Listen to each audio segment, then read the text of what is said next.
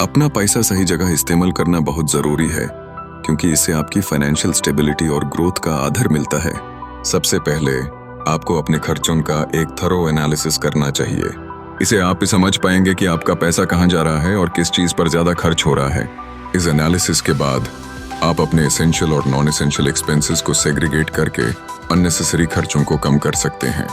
अगला कदम है अपने फाइनेंशियल गोल्स को डिफाइन करना। क्या आप घर खरीदना चाहते हैं, या एक सफर पर जाना चाहते हैं, या फिर आपको अपनी रिटायरमेंट के लिए सेविंग करनी है? इन गोल्स को समझना आपको ये तय करने में मदद करेगा कि आपका पैसा किस तरफ इस्तेमाल होना चाहिए। यदि आपका गोल शॉर्ट टर्म है तो आपको ज्यादा रिस्क नहीं उठाना चाहिए, जबकि लॉन्ग टर्म गोल्स के लिए आप इन्वेस्टमेंट्स में रिस्क लेने से नहीं कुछ मत है। इन्वेस्टमेंट्स की बात करें तो शेयर्स, म्यूचुअल फंड्स या रियल एस्टेट जैसे पार्सल्स आपके पोर्टफोलियो को डाइवर्सिफाई करने में हेल्प करते हैं।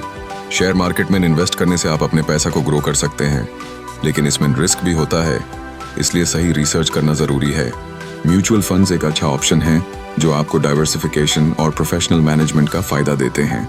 जब आप रियल एस्टेट में इन्वेस्ट करते हैं तो ये लॉन्ग टर्म में अच्छा रिटर्न दे सकता है, लेकिन इसमें इनिशियल इन्वेस्टमेंट ज्यादा होती है और इसकी लिक्विडिटी कम होती है।